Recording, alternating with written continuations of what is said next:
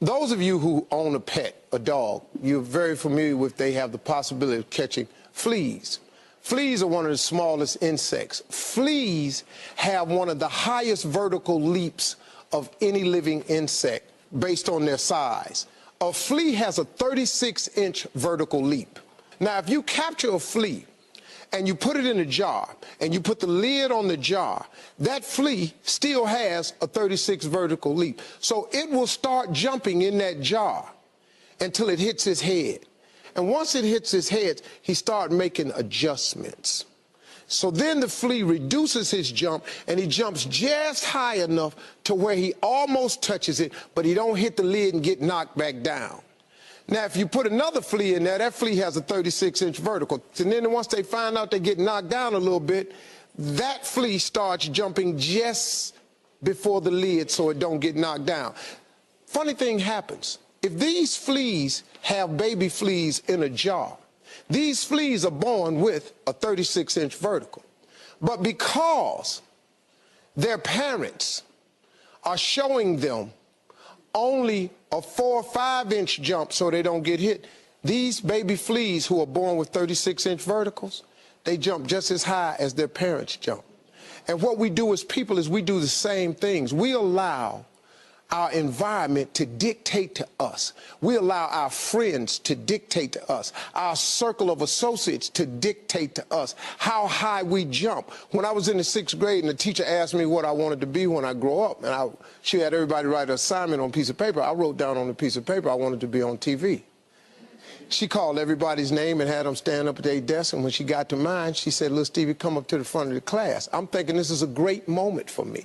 I've written something on my paper so wonderful that it's better than all the rest. I'm going up to get a gold star.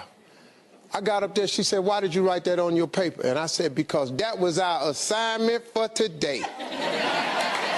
She said, "But why did you write it on your paper, though?" I said, "Because I want to be on TV." Then she just started breaking me down. Who do you know on TV? Anybody in this school ever been on TV? No, ma'am. Anybody in your family ever been on TV? No, ma'am. She just destroyed me in front of these cats. I thought I was getting the gold star, found out I wasn't. I was heartbroken. She reported me to my parents, and I'm being a smart aleck in class, sent me home with the note pinned on me. I got home. I'm thinking I'm in a world of trouble. My mom tells my dad that I've been a smart aleck in class, and I'm writing down stuff that's unrealistic. He said, "Well, what did you want to be, son?" I said, "I wrote on my paper, I want to be on TV." He looked at my mother and said, "Well, what's wrong with that?" She said, "Because the teacher says that's unreasonable." He said, "How does she know?"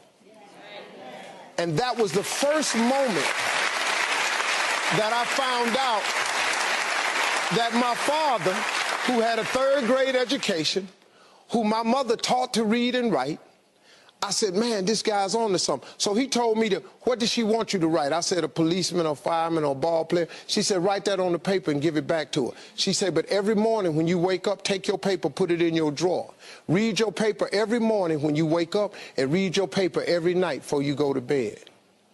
If you turn your TV on today, the little boy in the 6th grade is on TV." Very true statement. Because my father informed me, "Son, take the lid off of your job." And that's what the book is about, is to help people understand no matter who you are, no matter where you are in life, you can take the lid off of your job. And if you're wondering if you still have the lid on in your life, here are some clues that's going to let you know that the lid is still on.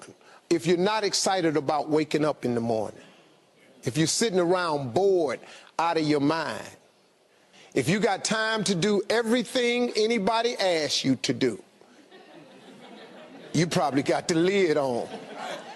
If when you tell your dreams to all your friends, it makes sense to them, you got your lid on, man. Your dreams should not make sense to everybody. You got to say something that make people go, "How you going to do that?" That's when you got the lid off. And if I were you, I'd do that. I'd take the lid off. Makes sense to me, don't it?